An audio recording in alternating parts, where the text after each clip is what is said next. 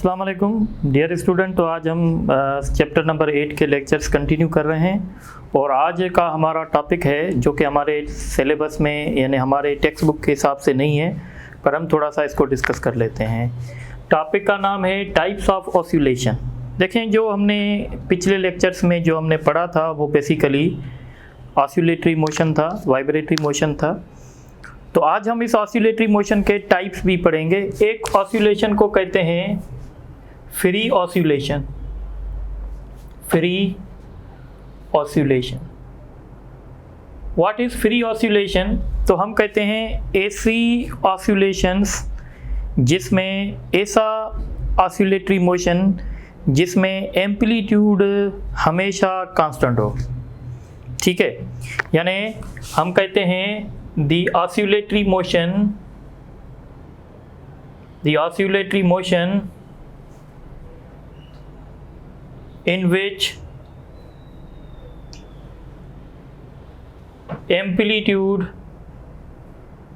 in which amplitude of motion remains constant without any external force. Oscillatory motion in which amplitude of motion remains constant without any external force। यानी अगर आप समझें, ये simple pendulum है। अगर हमने एक बार इस सिंपल पेंडुलम को स्ट्रेच करके छोड़ दिया, अब ये मोशन कांस्टेंट एम्पलीट्यूड के साथ जो है ऑसिलेशन करता रहे, तो हम इस मोशन को कहते हैं फ्री ऑसिलेशन। फ्री ऑसिलेशन में क्या होता है, इसमें टोटल जो एनर्जी होती है वो हमेशा कंजर्व होती है। Total energy is conserved. Total energy conserve का मतलब है, जैसे आपने पढ़ा था कि मीन पॉइंट पे सारी एनर्जी काइनेटिक होगी, एक्सट्रीम पॉइंट पे सारी एनर्जी पोटेंशियल होगी। इस तरीके से बीच में टोटल एनर्जी जो होगी वो सम ऑफ काइनेटिक प्लस पोटेंशियल होगी, पर हमेशा इनकी टोटल एनर्जी हर पॉइंट पे सेम रहेगी। और ये तभी हो सकता है जब कोई एक्सटर्नल डिस्टर्बेंस ना हो। एक्सटर्नल डिस्टर्बेंस क्या? जैसे फोर्स ऑफ फ्रिक्शन है, एयर रेजिस्टेंस है। जैसे आप देखेंगे कि हमारे जो नेचुरली जो पेंडुलम होते हैं, जब हम उनमें ऑसिलेशंस करवाते हैं तो आहिस्ता आहिस्ता उनका एम्पलीट्यूड कम हो जाता है। वो इसलिए कम होता है क्योंकि यहाँ पे एयर रेजिस्टेंस होता है, फोर्स ऑफ फ्रिक्शन होता है, इसकी वजह से। और इस मोशन को कहते हैं damped oscillation. Damped oscillation. What is damped oscillation? तो हम कहते हैं the oscillatory motion in which amplitude is continuously decreasing and finally becomes zero। अब देखें, ये ग्राफ देख लें। एक ये मैं ग्राफ बना रहा हूँ, जैसे आपको पता है कि सिंपल हार्मोनिक मोशन हमेशा साइनोसाइडल वेव से दिखाया जाता है, और एक मैं ये ग्राफ बना रहा हूँ।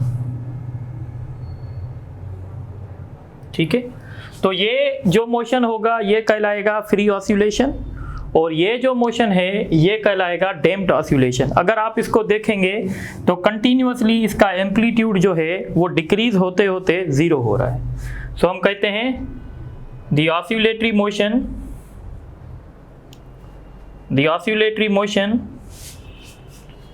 इन विच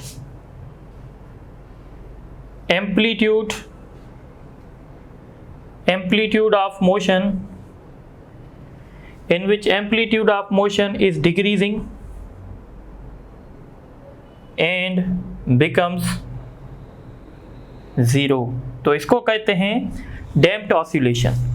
कभी कभी हम आर्टिफिशियली डैम्पिंग भी करवाते हैं, कभी कभी नेचुरल भी होता है। जैसे ये आम पेंडुलम आपने देखा है जो डेली लाइफ में हमारा होता है, ये डैम्प्ड ऑसिलेशन है। इसमें अगर हम एक बार पेंडुलम को स्ट्रेच करके छोड़ देंगे तो आप देखेंगे आहिस्ता आहिस्ता उसका एम्पलीट्यूड कम होता जाएगा और कुछ देर के बाद एम्पलीट्यूड जो है ज़ीरो हो जाएगा। इस तरीके से तीसरा हमारे पास एग्जाम्पल होता है जिसको कहते हैं forced oscillation.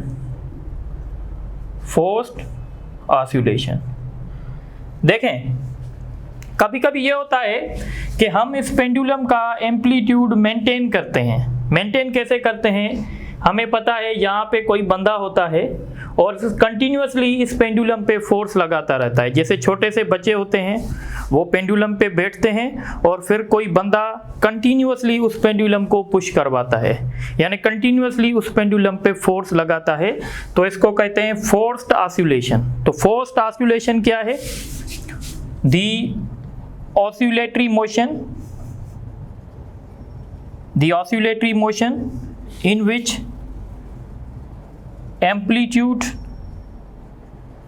of motion is maintained by exerting an external force. The oscillatory motion in which amplitude of motion is maintained by exerting an external force, इसको हम कहते हैं फोर्स्ड ऑसिलेशन। यानी इसमें अगर हम इस पेंडुलम पे कंटिन्यूसली इसको पुश करते रहेंगे, जैसे हम आम लाइफ में करते हैं, तो आप देखेंगे कि इसका एम्पलीट्यूड जो है वो कांस्टेंट होता है। इस तरीके से आज हम एक और इम्पॉर्टेंट बात डिस्कस करेंगे, इसको कहते हैं resonance. What is resonance? Resonance क्या होता है?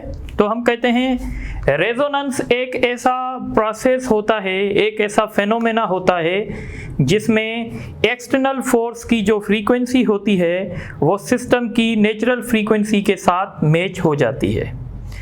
मतलब कहने का ये है, देखें ये समझें एक मेटालिक रॉड है और इस मेटालिक रॉड पे ये बहुत सारे पेंडुलम लगे हुए हैं, ठीक है, ये पेंडुलम लगे हुए हैं बहुत सारे। ये एक मेटालिक रॉड है या मेटल है कोई, ऐसे समझे मेटल है, और ये पेंडुलम है। इस पेंडुलम का नाम A है, इसका नाम B है, इसका नाम C है, इसका नाम D है। अगर आप इस पेंडुलम में वाइब्रेशन करवाएंगे, इस पेंडुलम की वाइब्रेशन से आप देखेंगे ये वाला पेंडुलम भी वाइब्रेशन करेगा, ये वाला भी करेगा, ये वाला भी करेगा, पर ये जो पेंडुलम होगा, इस पेंडुलम का एम्पलीट्यूड जो होगा सबसे ज़्यादा होगा। सबसे ज़्यादा इसलिए होगा क्योंकि इन दोनों की जो नेचुरल फ्रीक्वेंसी है वो सेम है। क्योंकि सिंपल पेंडुलम की जो फ्रीक्वेंसी होती है वो डिपेंड करती है लेंथ पे। अगर दोनों की लेंथ सेम है तो इसका मतलब है दोनों की नेचुरल फ्रीक्वेंसी सेम है। तो जब हमने इसमें अपना वाइब्रेशन करवाई तो मेटालिक ट्यूब की मदद से, मेटालिक रॉड की मदद से ये वाइब्रेशन इसको भी मिल गई, इसको भी मिल गई, इसको भी मिल गई, पर ये जो हैं ये भी वाइब्रेशन करेंगे पर इनका एम्पलीट्यूड इतना नहीं होगा, ये सबसे ज़्यादा एम्पलीट्यूड पे वाइब्रेशन करेगा। वो इसलिए करेगा क्योंकि इसकी जो नेचुरल फ्रीक्वेंसी है वो इसके साथ मैच हो गई है। तो हम कहेंगे इसमें रेजोनेंस हुआ है। तो रेजोनेंस क्या है? The process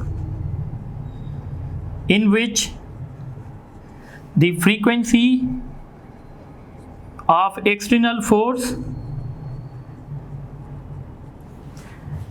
the process in which the frequency of external force matches with the natural frequency of system।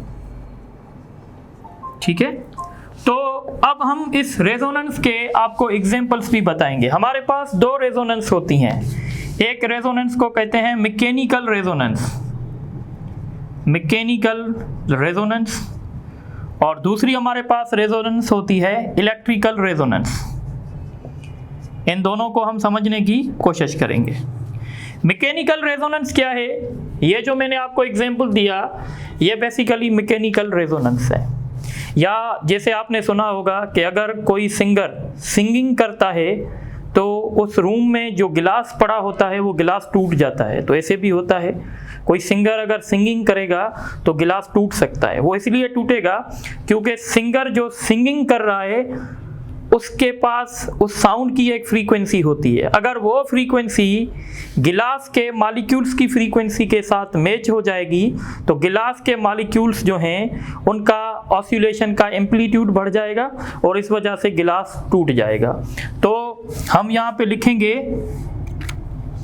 Breaking of गिलास, ब्रेकिंग ऑफ गिलास व्हेन अ सिंगर sings इस तरीके से मैकेनिकल रेजोनेंस का एक दूसरा भी एग्जांपल है, जैसे अर्थक्वेक आता है तो अर्थक्वेक में सारी बिल्डिंग्स नहीं गिरती, कुछ मखसूस बिल्डिंग्स गिरती हैं, तो हम कहेंगे अर्थक्वेक भी एक किस्म की वेव है।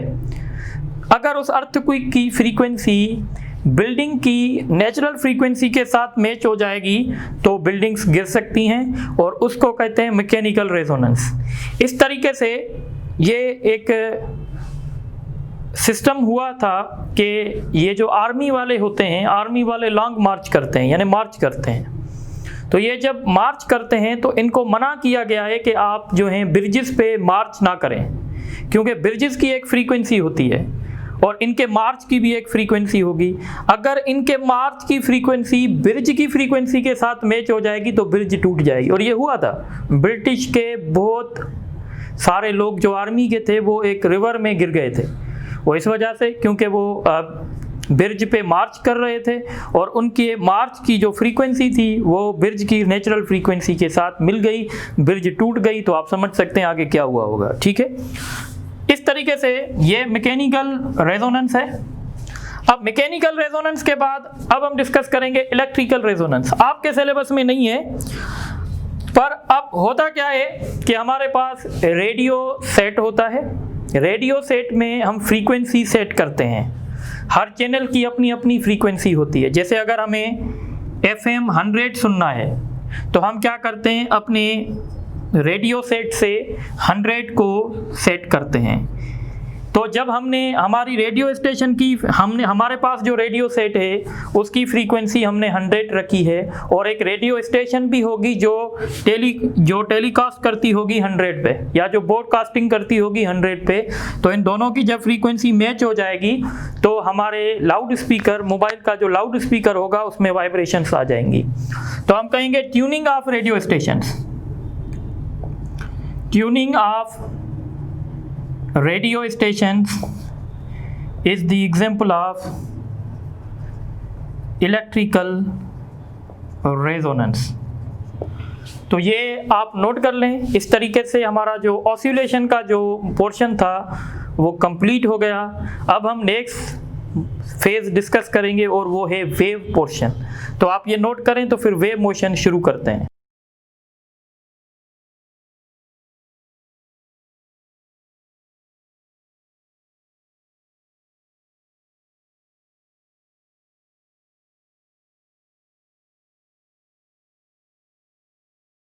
अच्छा, अब हम डिस्कस करेंगे वेव पल्स, यानी अब हम वेव मोशन के तरफ जा रहे हैं। बहुत ही इंपॉर्टेंट डिस्कशन है आज के लेक्चर का, बेसिक लेक्चर है। What is wave pulse? तो वेव पल्स क्या है? तो हम कहते हैं single isolated disturbance created in a medium is called wave pulse. यानी जब हम किसी भी मीडियम में थोड़ी डिस्टर्बेंस करेंगे तो वहाँ से एक वेव पल्स जनरेट होंगी। जैसे आपने देखा होगा कि हमारे पास दरिया में, अगर दरिया का एग्जाम्पल ले लें तो हमारे पास उसमें पानी है, ठीक है। अगर हम उस दरिया में छोटा सा स्टोन डालेंगे तो आप देखेंगे वहाँ से एक किस्म की डिस्टर्बेंस प्रोपोगेट होगी, और इस डिस्टर्बेंस प्रोपोगेशन को हम कहते हैं वेव पल्स। या आप एक छोटा सा एग्जाम्पल ले लें, ये हमारे पास एक रिजिड सपोर्ट है और इसके साथ एक स्ट्रिंग अटैच है और इसका दूसरा एंड हमारे हाथ में है, ठीक है। ये हमारा हाथ है, केयरफुली देखें ये। अब हम क्या कर रहे हैं, इसको थोड़ा सा जर्क लगा रहे हैं। जब हम इसको थोड़ा सा जर्क लगाएंगे, जर्क मतलब अब हमने क्या किया है, थोड़ा सा तसव्वुर करें कि हमने इसको थोड़ा सा जर्क दिया। जब हम जर्क देंगे तो एक किस्म का ये हम्प बन जाएगा। अब इसमें हमने थोड़ा सा जर्क लगाया है और जर्क की वजह से एक डिस्टर्बेंस क्रिएट हो गई। अब ये डिस्टर्बेंस आगे ट्रेवल करती जाएगी। अगर हम थोड़ी देर के बाद देखेंगे तो ये डिस्टर्बेंस यहाँ होगी, थोड़ी देर के बाद देखेंगे तो ये डिस्टर्बेंस कुछ इस जगह पे होगी, और थोड़ी देर के बाद और देखेंगे तो ये डिस्टर्बेंस कुछ इस तरीके से होगी। तो ये जो डिस्टर्बेंस हमने किसी भी मीडियम में की है, एक सिंगल हमने जर्क दिया, उसकी वजह से डिस्टर्बेंस क्रिएट हो गई और ये डिस्टर्बेंस आगे ट्रेवल कर रही है। इसको हम कहते हैं wave pulse. So what is wave pulse? It is a single disturbance, it is a single disturbance created in a medium। ठीक है, अब एक बात समझे, ये जो वेव पल्स आया है हमारा, ये जो वेव पल्स होगा, ये वेव पल्स जो है ये बेसिकली दो बातों पे डिपेंड करेगा। अगर हम इस वेव पल्स को लोकेट करेंगे या हम इस वेव पल्स की स्टडी करना चाहते हैं, तो ये वेव पल्स जो होगा वो दो चीज़ों का फंक्शन होगा। इसलिए हम कहेंगे it is the function of two parameters.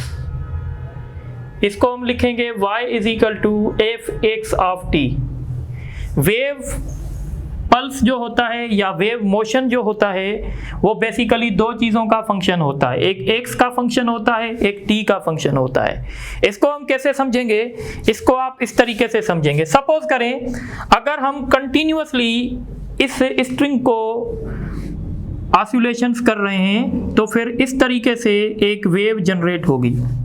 अगर हम एक बार इसको अप एंड डाउन मूव करेंगे एक बार तो ये वेव पल्स होगा, पर अगर हम कंटिन्यूअसली रिपीटेडली अगर हम इस क्या कहते हैं अपना स्ट्रिंग को स्ट्रिंग पे जर्क लगाते जाएंगे तो एक किस्म की वेव जनरेट होगी और हम इसको कहेंगे वेव मोशन।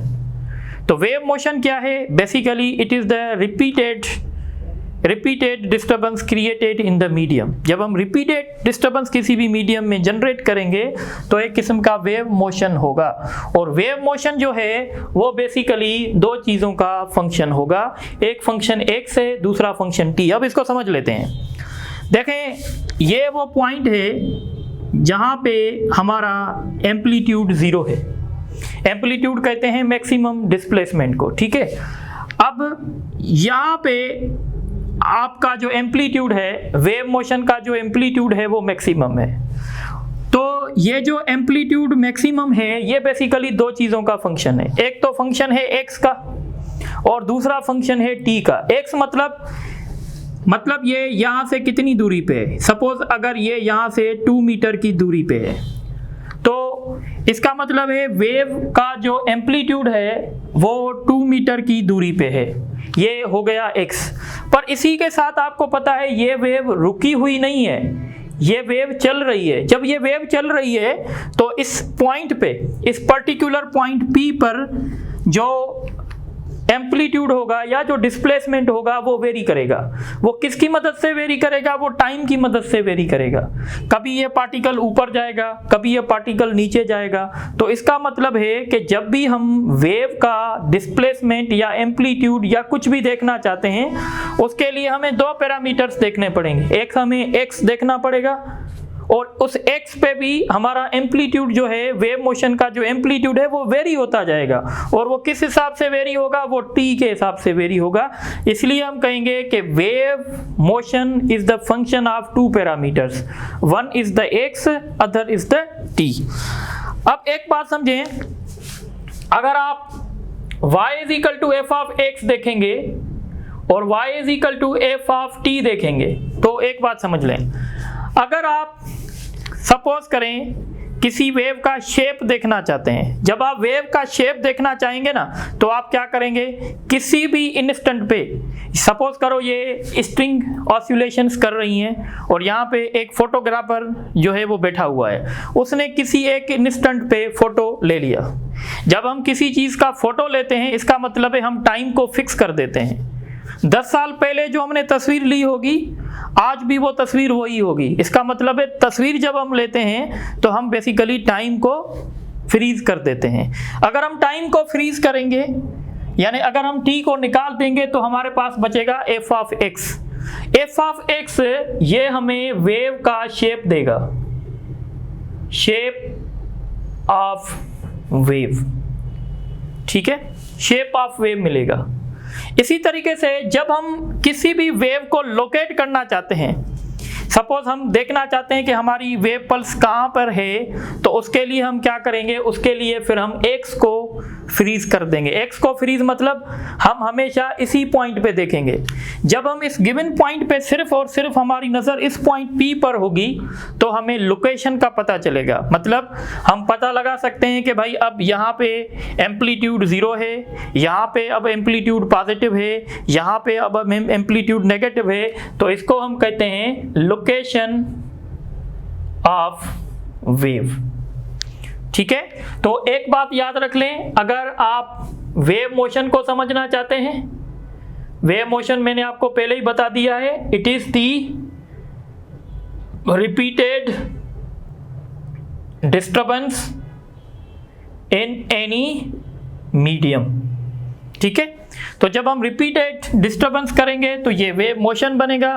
तो आई होप कि आपको वेव पल्स का कॉन्सेप्ट समझ में आ गया होगा, उसके बाद आपको वेव मोशन का कॉन्सेप्ट भी समझ में आ गया होगा। अब हम बात करेंगे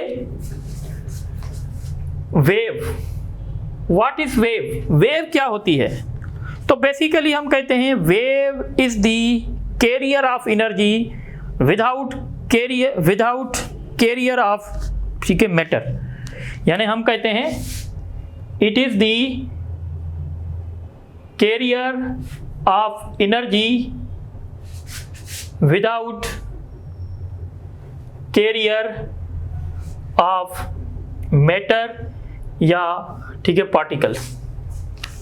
देखें, अगर हमने किसी भी मीडियम में रेगुलर पीरियोडिक डिस्टर्बेंस करते हैं तो पीरियोडिक डिस्टर्बेंस करने से क्या होता है? वेव जनरेट होती है। जब वेव जनरेट होगी तो वेव बेसिकली क्या करेगी? वेव बेसिकली एनर्जी कैरी करेगी, एक जगह से दूसरी जगह तक एनर्जी को कैरी करेगी। और जब वो एनर्जी कैरी करेगी तो उसमें मैटर कैरी नहीं होगा। अब देखें, आपने सपोज करें आपने किसी भी पांड में एक स्टोन आपने ड्रॉप किया। जब आप स्टोन ड्रॉप करेंगे तो आप देखेंगे कि वाटर मॉलिक्यूल्स, सपोज ये एक किस्म का पांड था और ये आपका वाटर लेयर्स हैं, ठीक है, आपने यहाँ पे डिस्टर्बेंस क्रिएट की, ये वाटर मॉलिक्यूल्स हैं।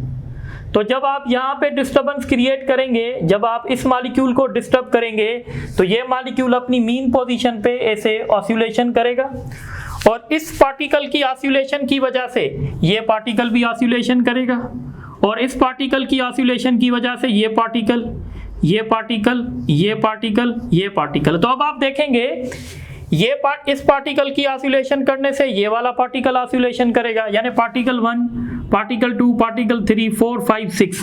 तो आपने डिस्टर्ब किया एक पार्टिकल को, एक पार्टिकल की डिस्टर्बेंस की वजह से ये आपकी डिस्टर्बेंस आगे प्रोपोगेट हो रही है, फिर 2 को मिली, 3 को मिली, 4 को मिली, 5 को, 6 को। इस तरह से आपकी एनर्जी P से Q तक शिफ्ट हो गई। पर एक बात का ख्याल रखिएगा, ये पार्टिकल जो P पे था वो पार्टिकल Q पे नहीं आएगा, यानी पार्टिकल वहीं के वहीं होंगे। सिर्फ एक जगह से दूसरी जगह कौन जा रहा है? एक जगह से दूसरी जगह एनर्जी जा रही है। तो हम इस फेनोमेना को, ये जो हम सारा सीन देख रहे हैं, इसको कहते हैं wave. What is wave? It is the carrier of energy without carrier of matter. अब याद रखिएगा, in order to create a wave motion, अगर किसी भी सिस्टम में आप वेव मोशन क्रिएट करना चाहते हैं, इट मस्ट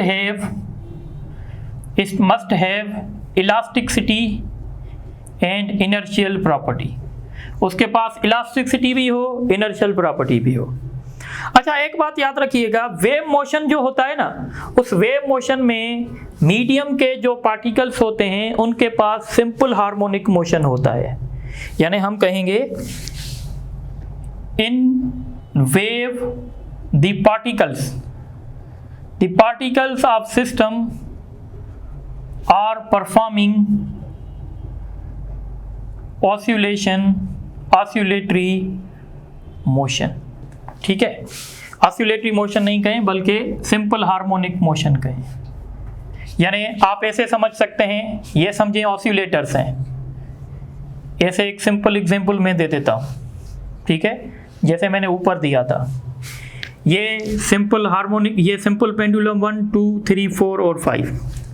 अगर आप इसमें ऑसिलेशंस करेंगे, इसको अगर आपने डिस्टर्ब किया, ये अपनी मीन पोजीशन पे ऑसिलेशन करेगा, फिर ये ऑसिलेशन करेगा, फिर ये करेगा, फिर ये करेगा।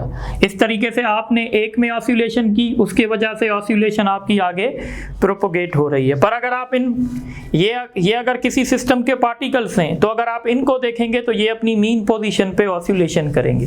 जैसे वाटर वेव्स हैं, अगर आप ऊपर वाले पार्टिकल्स को देखें तो हर पार्टिकल अपनी मीन पोजीशन पे सिंपल हार्मोनिक मोशन परफॉर्म करेगा, पर उसके साथ मीनवाइल क्या हमें मिलेगा, एनर्जी एक जगह से दूसरी जगह तक जाएगी। तो याद रखिएगा, वेव में जो पार्टिकल होते हैं सिस्टम के, वो ऑसिलेटरी मोशन जो है वो अपना परफॉर्म करते हैं।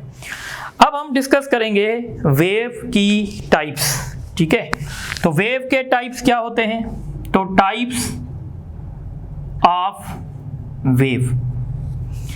अब वेव के टाइप्स तो बहुत सारे हैं, वन बाय वन हम इसको डिस्कस करेंगे। सबसे पहले हम डिस्कस करेंगे ट्रैवलिंग वेव। ट्रैवलिंग वेव, ठीक है। What is travelling wave? तो हम कहते हैं a wave which carries the energy, a wave which carries the energy away from the source। यानी सपोज करें हमने यहाँ पे डिस्टर्बेंस क्रिएट की, जब हम यहाँ पे डिस्टर्बेंस करेंगे तो एनर्जी ऐसे आगे प्रोपोगेट होगी, तो हम कहेंगे ट्रैवलिंग वेव को दूसरा नाम प्रोग्रेसिव वेव भी दिया जाता है। Progressive wave. What is travelling wave? A wave which carries या a wave which propagate energy away from the source।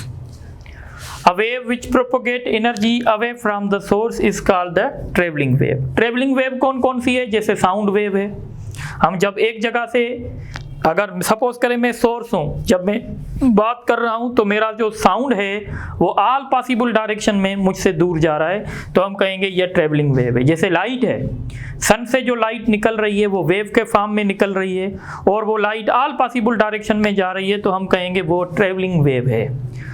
Travelling wave हमारे लिए बहुत इंपॉर्टेंट होती है, इसको समझना हमारे लिए बहुत इंपॉर्टेंट होता है।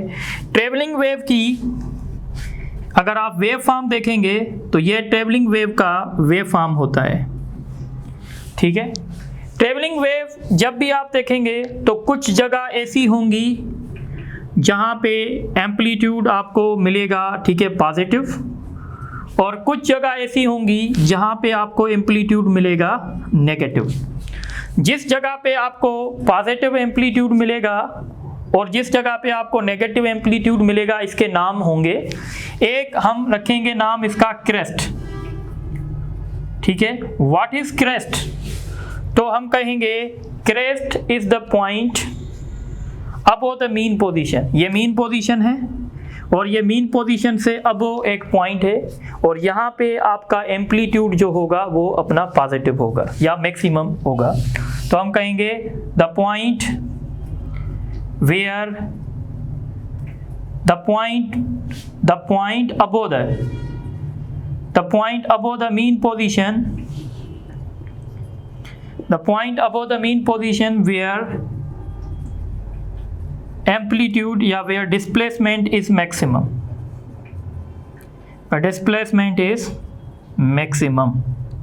जहाँ पे डिस्प्लेसमेंट मैक्सिमम हो। इस तरीके से हमारे पास होता है ट्रफ। What is trough? तो हम कहते हैं द पॉइंट बिलो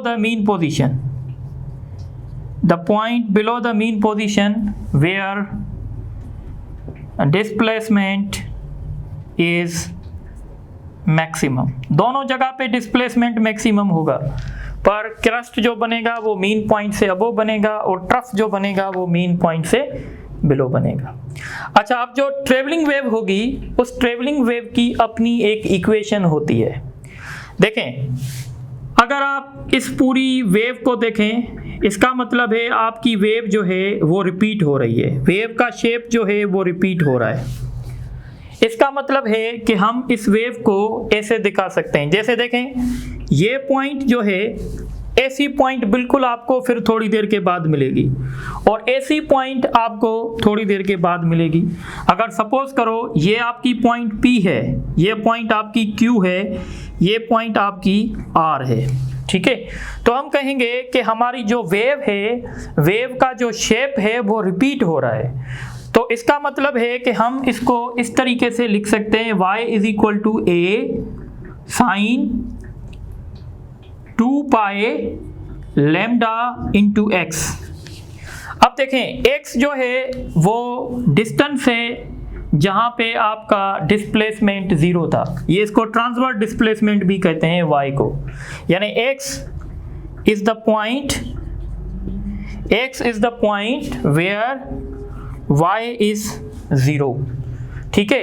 अब आपका x वो पॉइंट है जहां पर y 0 है, या y आपका मैक्सिमम भी हो सकता है। अब एक बात समझे, ये जो x है, अब ये जो आपका y होगा, ये जो आपका y है, ये अभी अगर ये y आपका a है तो फिर सेम आपका जो y है वो दोबारा a हो सकता है। ये दोबारा a तब होगा जब आपका x ये इतना, जब आपका x हो, और इस x को कहते हैं लैम्डा। यानी जब ये x लैम्डा के बराबर होगा, अगर इन दो पॉइंट्स के बीच में, पॉइंट P और पॉइंट Q के बीच में अगर फासला लैम्डा है, तो जितना एम्पलीट्यूड पॉइंट P पर होगा उतना एम्पलीट्यूड पॉइंट Q पर होगा। इस तरीके से अगर पॉइंट Q और पॉइंट R पर अगर ये फासला वेवलेंथ जितना है, लैम्डा जितना है, तो हम कहेंगे पॉइंट Q पर जितना एम्पलीट्यूड होगा उतना ही एम्पलीट्यूड, उतना ही डिस्प्लेसमेंट पॉइंट R पर होगा। तो इसीलिए आप देखें, अगर यहाँ पे मैं इसको ये जो हमारे पास लैम्डा है, अगर इस लैम्डा को आप समझें थोड़ी बात, अगर मैं इस लैम्डा, ये जो x है, अगर ये x मेरा लैम्डा के बराबर हो जाएगा तो आप देखेंगे लैम्डा लैम्डा से कैंसिल हो जाएगा। और अगर ये एक पॉइंट में तस्वर कर रहा हूँ कि सपोज ये एक पॉइंट है, अगर यहाँ पे मैं ये पॉइंट तस्वर कर रहा हूँ और इस तरीके से ये पॉइंट तस्वर कर रहा हूँ, तो इस हिसाब से फिर मेरी रिपीटेशन होगी। पर ये जो x है, ये x जो है, इस x पे भी हम कहते हैं कि हमारी वेरिएशंस आती हैं। अगर आप देखेंगे, अगर इस x पे अभी मैक्सिमम डिस्प्लेसमेंट है, तो थोड़ी देर के बाद आप देखेंगे ये वाला पार्टिकल मीन पोजीशन पे होगा, फिर थोड़ी देर के बाद देखेंगे ये वाला पार्टिकल नीचे जाएगा, और फिर ये वाला पार्टिकल ऊपर जाएगा, फिर ये वाला पार्टिकल ऊपर जाएगा। यानी इस x में भी वेरिएशंस आएंगी, और इस x में वेरिएशन टाइम के हिसाब से भी आएंगी। कैसे आएंगी देखें, अगर आपने यहाँ पे देखा, जब आप t is equal to 1/4t देखेंगे, ये वाला पार्टिकल यहाँ पे आ जाएगा। जब आप t इज इक्वल टू 1/2 देखेंगे तो ये वाला पार्टिकल नीचे आ जाएगा। जब आप t is equal to 3/4t देखेंगे, ये वाला पार्टिकल ऊपर हो जाएगा। जब आप t is equal to capital T देखेंगे, ये वाला पार्टिकल वापस लैम्डा पे, ये वाला पार्टिकल वापस आपका लैम्डा पे यानी यहाँ पे आ जाएगा। तो इसीलिए हम इस x में भी वेरिएशन लिख सकते हैं, और इस x की वेरिएशन हम ऐसे लिखेंगे, ठीक है। इस x में जो वेरिएशन आएंगी, x जो हमारा प्रीवियस x था वो x है अभी, पर ये x हमारा दोबारा ये x कैसे होगा, तो हम कहेंगे ये तब होगा जब हमारा t और ये कैपिटल T है, ठीक है। ये हमारा t है और ये कैपिटल T है जब ये लैम्डा के बराबर हो जाएंगे। यानी अगर ये छोटा t कैपिटल T के बराबर हो जाएगा तो हमारा x वापस जो है वो रिपीट हो जाएगा। इस तरीके से अगर हम इसको मल्टीप्लाई करेंगे तो ये हो जाएगा a साइन, अब हम इसको मल्टीप्लाई कर रहे हैं 2 पाई लैम्डा इंटू x, और लैम्डा लैम्डा से कैंसिल हो जाएगा 2 पाई t अपॉन कैपिटल T। तो ये हमारी एक ट्रेवलिंग वेव की इक्वेशन बन गई है।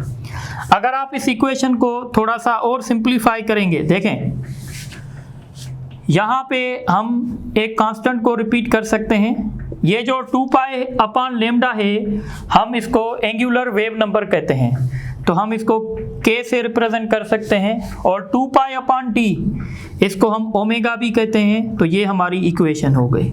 So this is called the equation of travelling wave. ये ट्रेवलिंग वेव है और ये ट्रेवलिंग वेव राइट साइड पे जा रही है। अगर कोई ट्रेवलिंग वेव लेफ्ट साइड पे जाएगी तो हम उसके लिए लिखेंगे kx प्लस ओमेगा टी। ये ट्रेवलिंग वेव है। अब हम इन पैरामीटर्स को समझेंगे। जैसे हमारे पास एक पैरामीटर है k, इस k को कहते हैं angular wave number. Angular wave number भी कहते हैं या इसको प्रोपोगेशन कांस्टेंट भी कहते हैं। और ये होगा k = 2 पाई अपॉन लैम्डा। इस तरीके से हमारे पास एक और टर्म है जिसको कहते हैं वेवलेंथ। What is wavelength? तो हम कहते हैं it is the distance, it is the distance between to consecutive crests or two consecutive trough।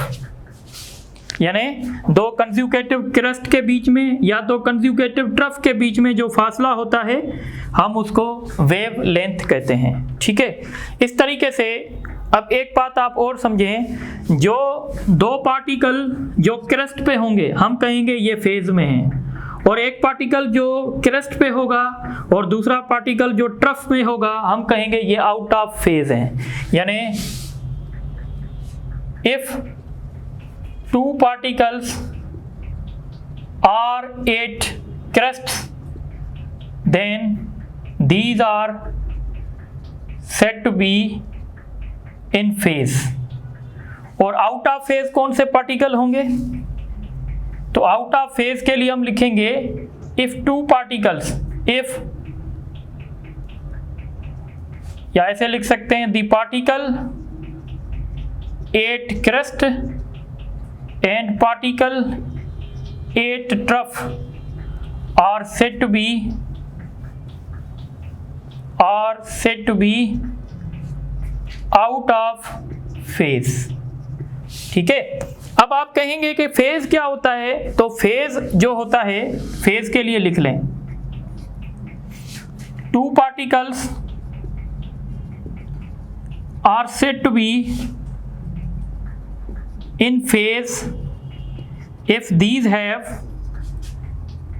Same position and same direction of motion. ये डेफिनेशन फेज के लिए। अब देखें, जो पार्टिकल क्रेस्ट पे है ये वाला पार्टिकल और ये वाला पार्टिकल बिल्कुल फेज में है।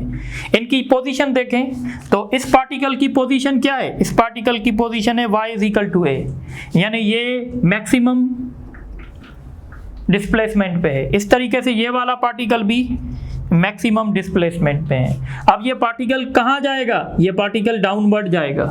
और ये पार्टिकल कहाँ जाएगा? ये पार्टिकल भी डाउनवर्ड जाएगा। तो हम कहेंगे ये दोनों पार्टिकल जो हैं वो फेज में हैं। आउट ऑफ फेज क्या होता है? अब देखें, सपोज अगर आप इस पार्टिकल, अच्छा आप ये वाले पार्टिकल देख लें, ये वाले दो पार्टिकल हैं।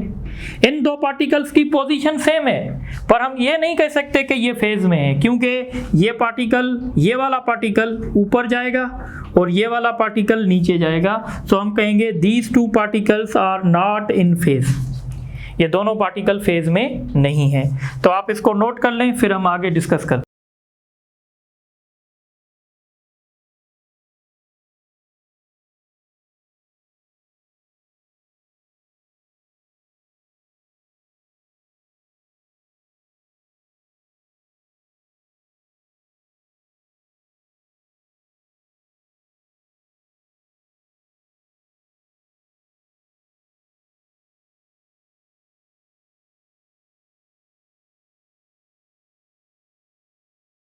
अच्छा, अब हम डिस्कस कर रहे हैं ट्रेवलिंग वेव ही हमारा टॉपिक है। अब हम डिस्कस करेंगे characteristics of wave. Characteristics of wave क्या हैं? तो वेव के कुछ कैरेक्टरिस्टिक्स हैं। जैसे वेव का एक कैरेक्टरिस्टिक्स है स्पीड ऑफ वेव। तो what is the speed of wave? तो हम कहते हैं the distance travelled by wave in 1 second. आपको पता है ट्रेवलिंग वेव वो है जो सोर्स से आगे ट्रेवल कर रही है। ये वेव आगे ट्रेवल करेगी, तो हम कहेंगे 1 सेकंड में इस वेव ने कितना डिस्टेंस ट्रेवल किया है, उसको कहते हैं speed of wave.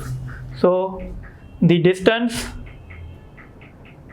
traveled by a wave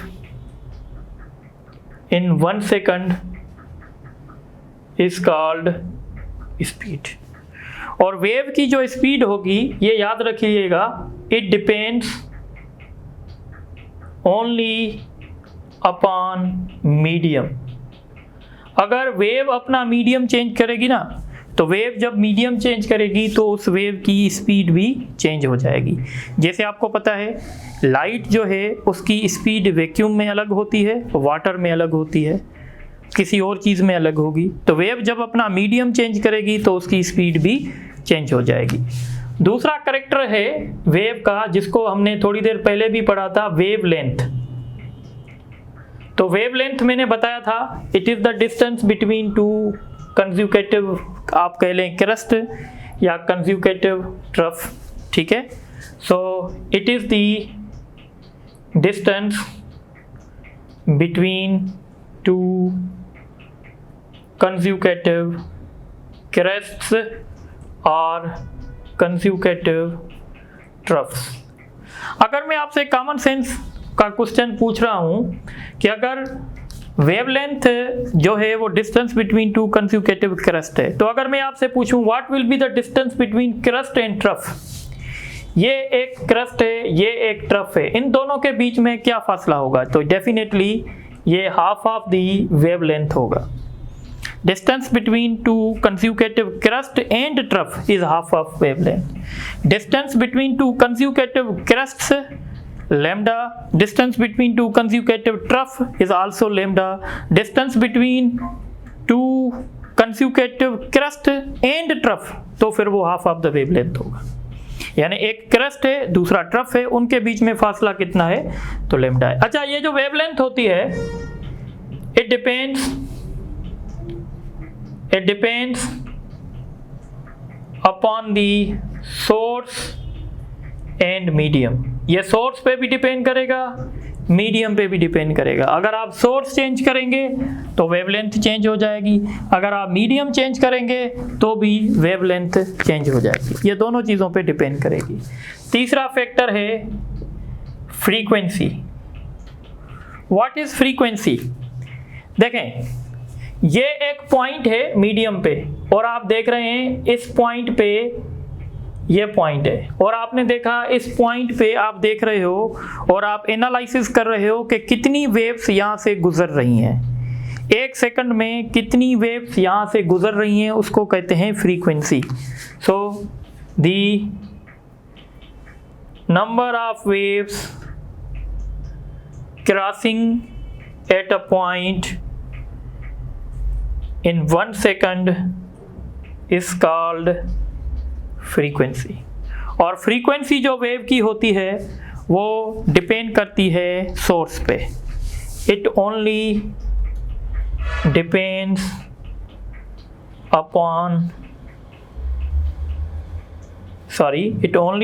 upon source, ठीक है। मीडियम पे ये डिपेंड नहीं करती। इन तीनों के बीच में एक रिलेशन भी है। रिलेशन क्या है? V is equal to lambda f. This is the relationship between frequency, wavelength and speed। और अगर आप फ्रीक्वेंसी का रेसिप्रोकल जानते हैं तो फ्रीक्वेंसी का रेसिप्रोकल टाइम पीरियड है। तो ये फार्मूला हम न्यूमेरिकल्स में भी यूज़ करेंगे। अब बहुत ही एक कॉमन सेंस होता है, ठीक है। कॉमन सेंस का क्वेश्चन ये है, देखें, एक में एक फार्मूला भी आपसे डिस्कस करूँगा। देखें भाई, ये आप तसव्वुर करें, ठीक है, ये तसव्वुर करें ये एक स्ट्रिंग है और इस स्ट्रिंग पे ये वेव बनी हुई है, ठीक है। एक पॉइंट ये है, एक पॉइंट ये है, तो इन दो पॉइंट्स के बीच में जो फासला होता है इसको क्या कहते हैं आप? वेवलेंथ। और इन दो के बीच में फेज कितना होता है? तो आपको पता है ये आइडेंटिकल फेज में होते हैं।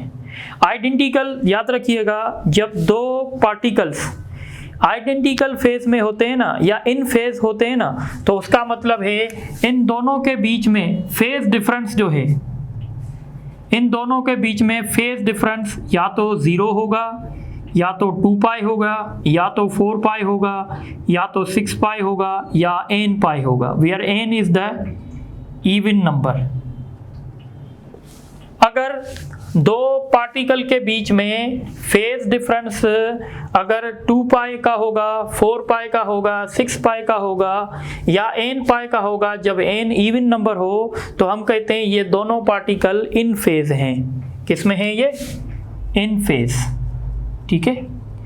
और जब दो पार्टिकल्स के बीच में फेज डिफरेंस, दो पार्टिकल के बीच में फेज डिफरेंस पाई हो, 3 पाई हो, 5 पाई हो, 7 पाई हो, या n पाई हो, और n यहाँ पे ऑड नंबर हो, तो हम कहेंगे ये आउट ऑफ फेज हैं। जैसे ये पार्टिकल और ये, जो पार्टिकल क्रेस्ट पे होगा, जो पार्टिकल ट्रफ पे होगा, ये दोनों पार्टिकल आउट ऑफ फेज हैं, क्योंकि इन दोनों के बीच में फेज डिफरेंस या तो पाई होगा, या तो 3 पाई होगा, या तो अगर आप ये देखें ये वाला, और आप इसी तरीके से ये वाला देखें, ये पार्टिकल भी और ये पार्टिकल भी आउट ऑफ फेज होंगे। क्यों भाई? क्योंकि इन दोनों के बीच में फेज डिफरेंस 3 पाई होगा। बात मेरी समझ में आ रही है? अब एक सिंपल सा, तो ये क्या होंगे? आउट ऑफ फेज होंगे। ये बात इस स्टेज पे क्लियर होनी चाहिए। अब एक सिंपल सा क्वेश्चन है, आपको कैसे पता चलेगा कि ये दोनों पार्टिकल फेज में हैं या आउट ऑफ फेज में हैं?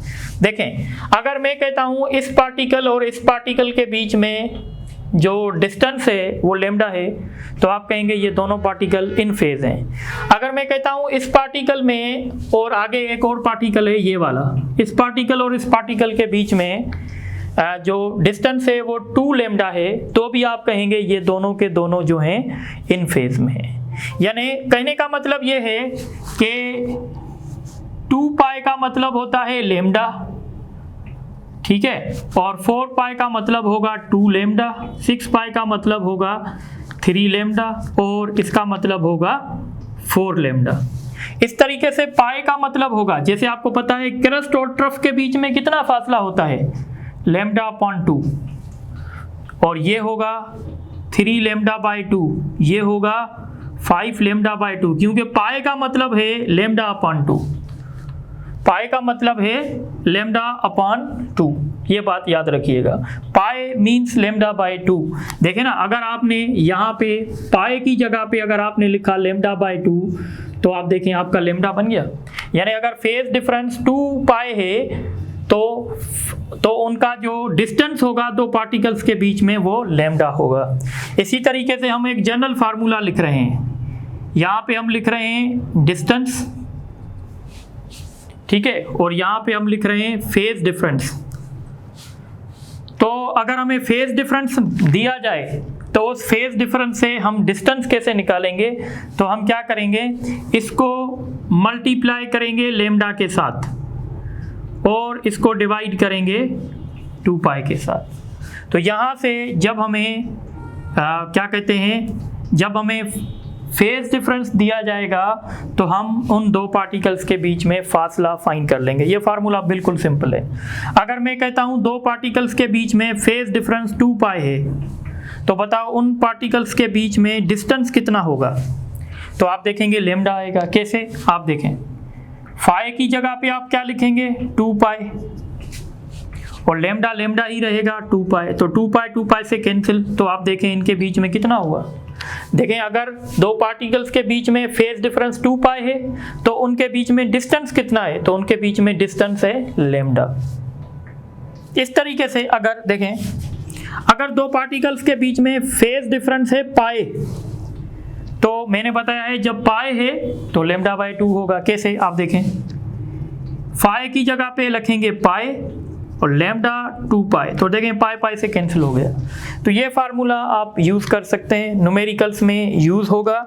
तो आप इसके लिए एक छोटी सी बात लिख लें, और वो छोटी सी बात आप क्या लिखेंगे? आप ये लिखेंगे कि डेल्टा एक्स का मतलब है डिस्टेंस बिटवीन पार्टिकल्स, और फाई का मतलब है फेज डिफरेंस बिटवीन पार्टिकल्स, और लैम्डा का मतलब है वेवलेंथ।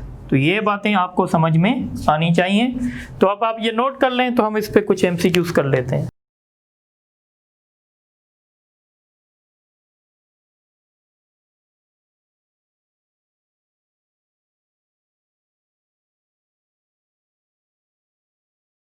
अच्छा, अब ये कुछ इतने MCQs मैंने लिखे हैं, देख लें। Tuning of radio station is the example of, तो मैंने बताया था ये रेजोनेंस का एग्जाम्पल है। उसके बाद क्वेश्चन है the simple harmonic motion in which total energy is conserved is known as, जिसमें टोटल एनर्जी कंजर्व होती है उसको फ्री ऑसिलेशन कहते हैं। The single isolated disturbance created in a medium is called, हम उसको वेव पल्स कहते हैं। The wave motion is the function of, तो वेव जो मोशन है वो दोनों का फंक्शन है। The shape of wave pulse, अगर आपको शेप चाहिए तो आप टाइम को फ्रीज कर देंगे, यानी y is equal to F of X. The point in travelling wave which is above the mean position where displacement is maximum, तो हम उसको क्रेस्ट कहते हैं। The distance between two consecutive trough and crest, crest और crest की बात होगी तो लेमडा, क्रेस्ट और ट्रफ की बात होगी तो half of lambda. The distance travelled by wave in 1 second is called, तो इसको कहते हैं speed. The speed of wave is doubled, अगर हमने स्पीड को डबल कर दिया तो उसकी फ्रीक्वेंसी पे क्या फ़र्क पड़ेगा।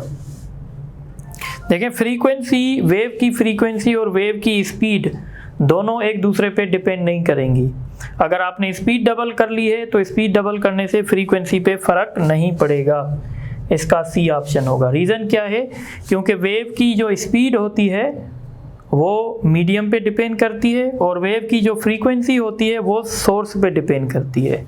तो ये जो स्पीड डबल हुई होगी ये मीडियम चेंज करने की वजह से हुई होगी, तो इसका मतलब है फ्रीक्वेंसी सेम रहेगी। अब न्यूमेरिकल पे आते हैं। Find the wavelength of wave if its frequency is 100 hertz and speed in medium is 400 metre पर second. We know v is equal to lambda into f, then lambda is equal to v upon f। Speed हमें दी जा रही है 400, frequency दी जा रही है 100, तो ये होगा 4 मीटर, इसका ऑप्शन ए होगा। इसके साथ which of the following particles are in phase, कौन से पार्टिकल फेज में होंगे, तो जो पार्टिकल क्रेस्ट पे होंगे या दो पार्टिकल ट्रफ पे होंगे वो फेज में होंगे। ये देखें, ये पार्टिकल कहाँ पे है, क्रेस्ट पे, ये पार्टिकल कहाँ पे, क्रेस्ट पे, तो P एंड S फेज में है। ये पार्टिकल ट्रफ पे है, ये पार्टिकल भी ट्रफ पे है, तो ये भी फेज में है, तो इसका ऑप्शन होगा E, यानी P and S, X and Y। A travelling wave is express as, travelling wave की एक्सप्रेशन दी जा रही है। देन स्पीड, अच्छा आप देखें ये ट्रेवलिंग वेव का जनरल फॉर्म ये था जो आपने पढ़ा था, 2 pi lambda into T X minus 2 pi T upon capital T, ये फार्मूला था जो थोड़ी देर पहले हमने ड्राइव किया था। अब देखें इसकी जगह ये आ गया है, यानी हम लिखेंगे 2 pi lambda X is equal to 100 pi X, X के साथ कैंसिल, पाई के साथ कैंसिल। अगर हम यहाँ से लेमडा फाइंड करें तो ये होगा 2 डिवाइडेड बाई 100 यानी 0.02 मीटर।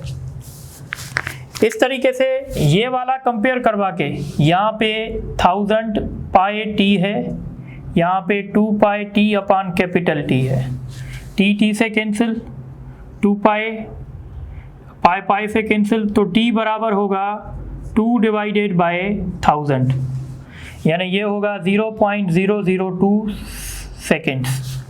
अब हमें वेलोसिटी चाहिए, वेलोसिटी का फार्मूला क्या है, वेवलेंथ अपॉन टाइम पीरियड। तो वेवलेंथ हमने फाइंड कर ली है 0.002, तो ये होगा 10 मीटर पर सेकंड, तो ये इसकी स्पीड होगी। उसके बाद क्वेश्चन है the distance between two particles in travelling wave is lambda by 4, then phase difference between these two particles. तो मैंने बताया था delta x is equal to 5 multiplied by lambda divided by 2 pi. अब आपको ये चाहिए तो ये कैसे मिलेगा, इसकी जगह क्या लिखेंगे, lambda by 4 2 pi, lambda lambda से कैंसिल, ये वहाँ जाके मल्टीप्लाई करेगा 2 पाई अपॉन 4, तो ये 1 अपॉन 2 पाई होगा, यानी पाई अपॉन 2। अच्छा, इसको ऐसे भी याद रख सकते हैं, देखें अगर आप थोड़े से ट्रिकी हैं ना तो बहुत आसान है। पाई का मतलब होता है 2 पाई, पाई को जब हम फेज में कन्वर्ट, लेमडा को जब हम फेज में कन्वर्ट करेंगे ना 2 पाई होगा डिवाइडेड बाय 4, तो पाई अपॉन 2 हो जाएगा। कुछ स्टूडेंट इसको ऐसे भी सॉल्व करते हैं, ठीक है।